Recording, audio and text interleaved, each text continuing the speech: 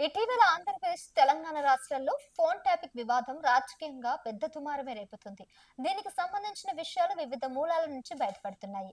ఇక్కడ ఇది ఎందుకు హాట్ టాపిక్ అయిందో, ఎవరు దాన్ని చేస్తారు అనే విషయాలు ఈరోజు క్లుప్తంగా మాట్లాడుకుందాం.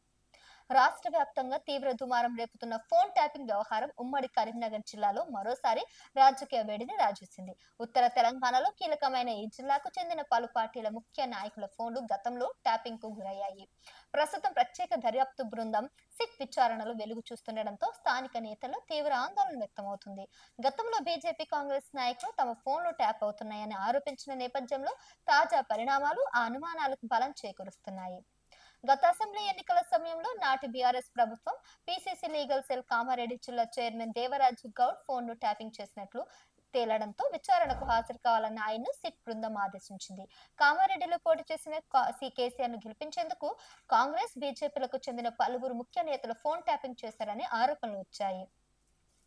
నాటి ఎన్నికల్లో కాంగ్రెస్ తరపున కామారెడ్డి నుంచి రేవంత్ రెడ్డి పోటీ చేయగా ఎన్నికల వ్యవహారాన్ని చూసుకుంటున్న ఆయన సోదరుడు కొండల రెడ్డితో పాటు కాంగ్రెస్ ముఖ్య నేతలపై బీఆర్ఎస్ ప్రభుత్వం నిఘా పెట్టింది.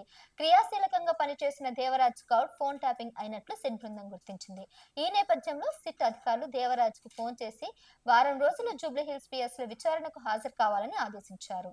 కేంద్ర హోంశాఖ సహాయక మంత్రి బండి సంజయ్ కుమార్ తో పాటు బీజేపీ నాయకుడు, కరీంనగర్ పార్లమెంట్ నియోజకవర్గ ఇన్ఛార్జ్ బోయిన్పల్లి ప్రవీణ్ రావు ఫోన్లు కూడా ట్యాప్ అయినట్లు సిట్ అధికారులు నిర్ధారించారు. గత రాత్రి కేంద్ర సహాయక మంత్రి బండి సంజయ్ ను సిట్ అధికారులు సంప్రదించి ఆయన వాంగ్మూలం నమోదు చేసుకోవడానికి సమయం కోరినట్లు తెలిసింది. ఇదే క్రమంలో ఉదయం కరీంనగర్ లోక్సభ నియోజకవర్గ బీజేపీ ఇన్ఛార్జ్ ప్రవీణ్ రావుకు సిట్ అధికారులు ఫోన్ చేసి ఆయన ఫోన్ గతంలో ట్యాపింగ్ కు గురైందని, ఈ విషయమై విచారణకు హాజరై వివరాలు అందించాలని కోరడం ప్రాధాన్యం సంతరించుకుంది. బండి సంజయ్ కు అత్యంత సన్నిహితుడిగా పేరున్న ప్రవీణ్ రావు చాలా కాలం పార్టీ రాజకీయ వ్యవహారాలు చురుగ్గా పాల్గొంటున్నారు. ఆయన ఫోన్ కూడా ట్యాపింగ్ బాధితుల జాబితాలు చేరడంతో ఉమ్మడి జిల్లాలోని కాంగ్రెస్, బీజేపీకి చెందిన ఇతర ముఖ్య నేతలు కూడా తమ ఫోన్లు గతంలో ట్యాప్ అయి ఉండవచ్చని ఆందోళనలో ఉన్నారు. తెలంగాణ పాలిటిక్స్ లో ప్రకంపనలు రేపుతుంది. గత టీఆర్ఎస్ ప్రభుత్వం హయాంలో జరిగిన ఈ తతంగం భాగోతాలు ఒక్కొక్కటిగా వెలుగు చూస్తున్నాయి. రాజకీయ ప్రయోజనాల కోసం ప్రత్యర్థులను ఇబ్బందులకు గురి చేసేందుకు నిబంధనలను తుంగలోకి తొక్కి విచ్చలవిడిగా ఫోన్ ట్యాపింగ్ పాల్పడ్డారని సిట్ అధికారులు గుర్తించారు. ఈ కేసులో అధికారులు దర్యాప్తు జోరు పెంచగా ఓ అంశం టీఆర్ఎస్ పార్టీని టెన్షన్ పెడుతుంది. ఫోన్ ట్యాపింగ్ దుమారం రాష్ట్ర స్థాయి నుంచి జిల్లాలకు పాకుతుండటంతో బీఆర్ఎస్ కు పాత అనుచరుల టెన్షన్ పట్టుకున్నట్లు తెలుస్తుంది. విచారణలో భాగంగా దర్యాప్తు అధికారులు ప్రస్తుతం సాక్షుల వాంగ్మూలాలను నమోదు చేస్తున్నారు. గత వారం చెన్నూరు మాజీ ఎమ్మెల్యే బాల్క సుమన్ ను తన నియోజకవర్గంలో అత్యంత వాంగ్మూలాలను నమోదు చేసిన సంగతి తెలిసిందే. మీరు గతంలో బీఆర్ఎస్ కు ఉండగా ఆ తర్వాత సన్నిహితంగా ఉన్న ఇద్దరు మైనార్టీ నేతల కాంగ్రెస్ కూటికి చేరారు. తాజాగా నిన్న ఉమ్మడి వరంగల్ జిల్లాలో మాజీ మంత్రి ఎర్రపల్లి మార్చి అనుచరుడు జిల్లా సుధీర్ రెడ్డి రాములను కూడా అధికారులు నమోదు చేశారు. గతంలో ఎర్రబెల్లి వెంట నడిచిన జిల్లా విభజన కారణంగా కాంగ్రెస్ లో చేరారు.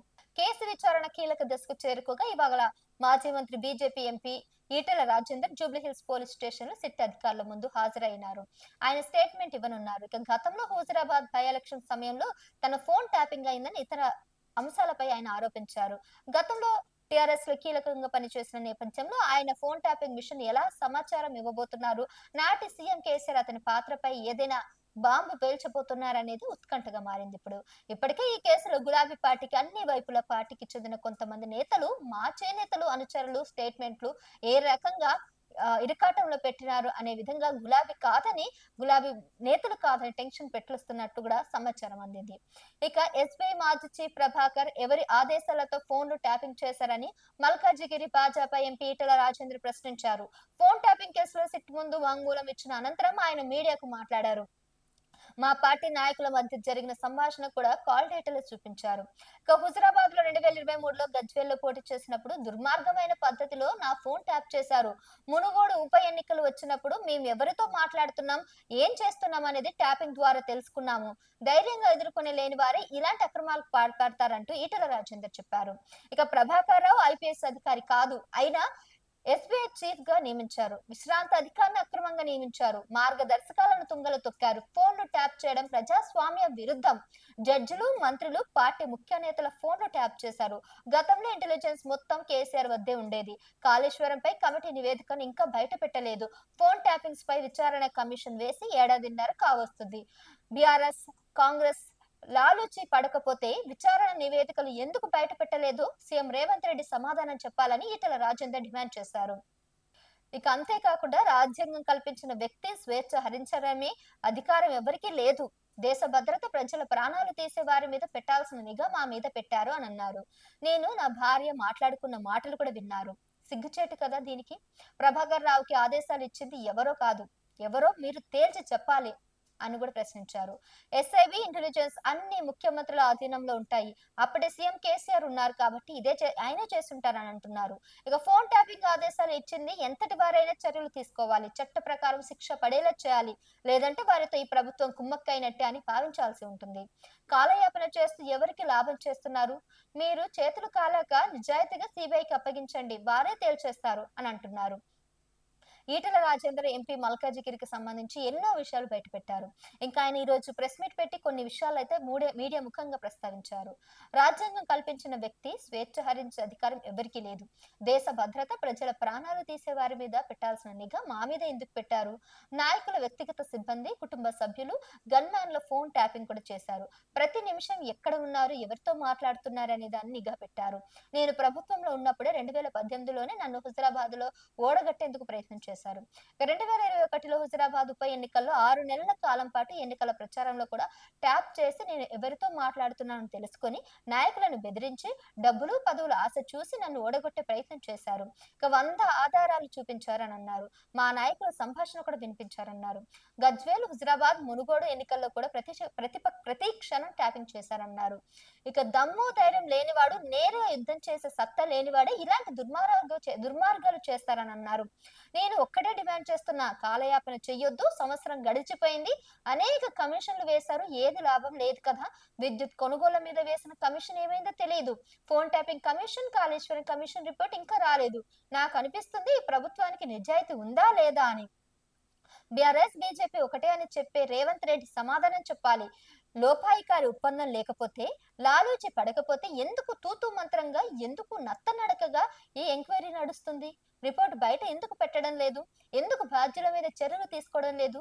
సమాధానం చెప్పాల్సిన బాధ్యత ఈ రాష్ట్ర ముఖ్యమంత్రి మీద ఉంది కదా అంటూ ఈటెల రాజేందర్ ప్రశ్నించారు.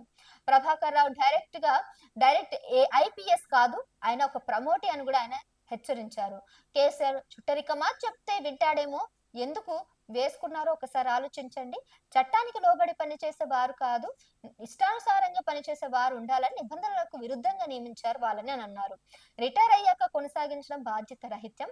అంతేకాకుండా కేంద్రం ఆదేశాలను తుంగల తుక్కారనడానికి ఇది ఒక నిదర్శనం. గొప్పవాడైతే సలహాదారుగా పెట్టుకోవాల్సింది తప్ప బాధ్యతాయుతమైన పోస్టులను ఎందుకు పెట్టారు అని ప్రశ్నించారు. ఒక ఐపీఎస్, ఐజీ స్థాయి అధికారి ఉండాల్సిన చోట అక్రమంగా నియమించారు అతన్ని. కీలకమైన రాష్ట్ర దేశ భవిష్యత్తు కోసం పనిచేసే ఇంటెలిజెన్స్ సీఎం కనుసన్నల్లో ఉంటుంది. ఆ ఇంటెలిజెన్స్ చీఫ్ గా కూడా ప్రభాకర్ రావును అక్రమంగా నియమించారు. 9 నెలల పాటు పని చేయించారు. ప్రణీత్ రావు, భుజంగరావు, రాధాకిషన్ రావు అందరిపైన అధికారుల ఆదేశాల మేరకు పని చేయించాలన్నారు. ఇక సమాచారం సేకరించడం, పని అయ్యాక కాల యాపన చేశారని కూడా చెప్తున్నారు. అంతేకాకుండా స్వయంగా ప్రభాకర్ రావు చెప్పేది ఏంటంటే, నేను చెప్పిన వారినే కాక వేరే ఫోన్లు, బిజినెస్, సినిమా రంగంలో ఉన్న వారివి కూడా ట్యాప్ చేసినట్లు చెప్తున్నారు. ప్రజాస్వామ్యంలో అత్యంత బాధాకరమైన అంశం ఒక రాష్ట్రానికి గవర్నర్ గా ఉన్న ఇంద్రసేనారెడ్డి. జడ్జిల, మంత్రుల, ఎమ్మెల్యేల ఫోన్ ట్యాప్ చేయడం దుర్మార్గం. పోలీసుల అధికారుల ఫోన్ కూడా ట్యాప్ చేశారట. 1975లో ప్రజాస్వామ్యాన్ని చేరబెట్టి దేశాన్ని జైలుగా మార్చి కొంతమంది అడ్రస్ లేకుండా చావగొట్టిన నల్ల చీకటి అధ్యయనాలు మళ్ళీ ఈ రూపంలో కనిపిస్తున్నాయి. 50 ఏళ్లు గడిచింది ఎమర్జెన్సీ ముగిసి. ఫోన్ ట్యాప్ చేసి అక్రమాలు, దుర్మార్గాలు జరిపారు. ఈ విచారణ నత్తనడకనే కాకుండా ఎవరి ఆదేశం మేరకు ఈ ప్రభాకర్ రావు పనిచేశారు, ఎందుకు ధ్వంసం చేశారు, సమగ్ర విచారణ జరగాలి. ప్రజాస్వామ్యం బతకాలి, హక్కులు కాపాడాలి, ప్రజలకు నమ్మకం కావాలంటే తప్పకుండా ఎంతటి వారైన చర్యలు చట్ట ప్రకారం తీసుకోవాలి. ప్రజలకు అప్పుడే నమ్మకం వస్తుందని అన్నారు. లేకపోతే ఈ ప్రభుత్వం కూడా వారితో కుమ్మక్కైనట్టే అని హెచ్చరిస్తున్నారు. ఇక మా భార్య నడుపుతున్న జమున హసారి అందరికి టాప్ చేశారు అతను. వారి మధ్య ఉన్న చాట్ కూడా నాకు ఈరోజు చూపించారు. విక్రమ్ రెడ్డి, గిరివర్ధన్ రెడ్డి, సతీష్, వేణుగోపాల్ రెడ్డి, సాయి అందరి స్టేట్మెంట్ తీసుకున్నారు. 2021లో ప్రతి నిమిషం నిఘా పెట్టారు. ఇంకా అధికారులందరూ కూడా ప్రభాకర్ రావు ఆదేశాల మేరకు ట్యాపింగ్ చేశామంటున్నారు. ప్రభాకర్ రావు ఎవరి అండతో ఇది చేశారు? ఎస్ఐబి, ఇంటెలిజెన్స్ అన్ని ముఖ్యమంత్రుల ఆధీనంలో ఉంటాయి. అప్పటి సీఎం కేసీఆర్ ఉన్నారు. సీఎం కి తెలుసు కదా, సమాధానం చెప్పాలి. ఇంటెలిజెన్స్, ఎస్ఐబి గోప్యంగా పనిచేయాల్సింది, కానీ వాటి చరిత్ర ఇంత మలిన పడుతుందని అనుకోలేదు. నేను అసలు ఊహించనే లేదు.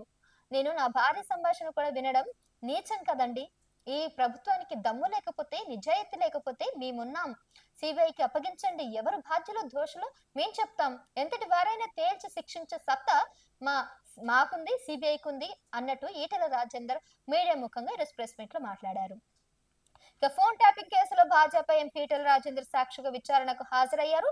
హాజరైన తర్వాత ఈ విషయాలన్నీ మాట్లాడారు. సిట్ అధికారులకు ఆయన వాంగ్మూలం కూడా ఇచ్చారు. హుజరాబాద్ ఉప ఎన్నిక 2023 శాసనసభ ఎన్నికల సమయంలో తన ఫోన్ ట్యాప్ అయిందని ఈటెల ఆరోపించిన విషయం తెలిసిందే కదా. మరి ఈ నేపథ్యంలోనే సిట్ అధికారులకు వివరాలు వెల్లడించారు ఈటెల రాజేందర్.